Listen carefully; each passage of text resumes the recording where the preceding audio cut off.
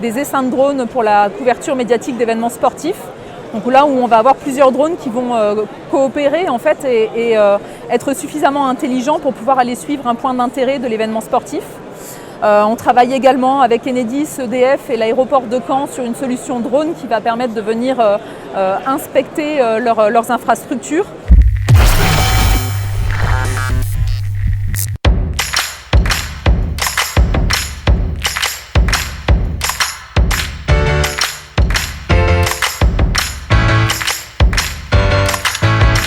Alors Anne-Sophie Didlot, je suis la dirigeante d'Alerion. Alerion est une start-up qui a été créée il y a 4 ans, qui est issue en fait d'une technologie du Lauria, donc de l'Université de Lorraine et du centre INRIA à Nancy.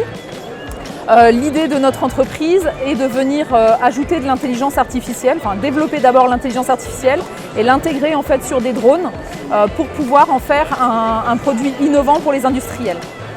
Alors un des exemples types de ce que l'on est capable de faire est présent aujourd'hui, c'est donc l'Hydra-Drone.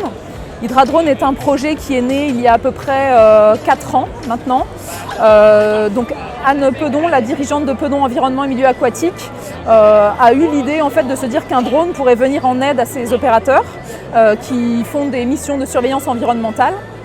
Et donc on a travaillé avec le Lauria et Pedon Environnement au développement de ce drone qui est hybride en fait parce qu'il peut à la fois voler et puis venir amérir sur une surface aquatique et y naviguer. Donc il y a son innovation réside surtout dans le sens que ses hélices arrière pivotent à 90 degrés et donc lui permettent d'amérir et d'être propulsé sur l'eau.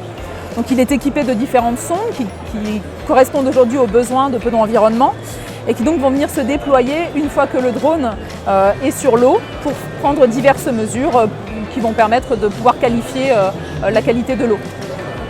Alors on travaille nous on fait vraiment de la recherche et du développement.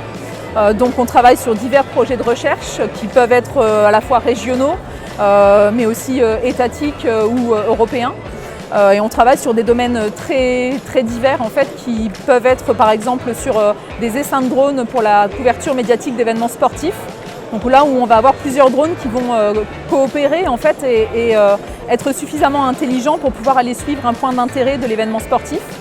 On travaille également avec Enedis, EDF et l'aéroport de Caen sur une solution drone qui va permettre de venir inspecter leurs infrastructures.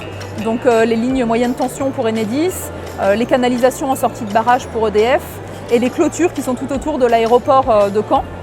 Et en fait, l'idée, c'est d'avoir vraiment un drone qui, outre ses capacités mécaniques, d'autonomie et de sûreté et de fiabilité, c'est également d'être capable de faire du traitement automatique d'images et donc de pouvoir venir détecter des défauts de manière presque autonome. Ce que vous vendez, du coup, c'est du service? Alors aujourd'hui, oui. Nous, on vend du service.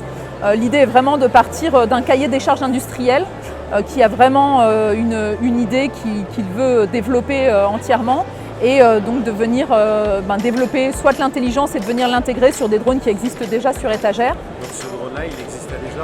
Alors celui-ci non, c'est un peu le contre-exemple en fait de ce qu'on fait habituellement. Lorsqu'on va juste entre guillemets avoir besoin d'un drone volant sans caractéristiques particulières, en fait on va prendre du produit qui existe parce que voilà, l'idée n'est pas de refaire ce qui est déjà fait.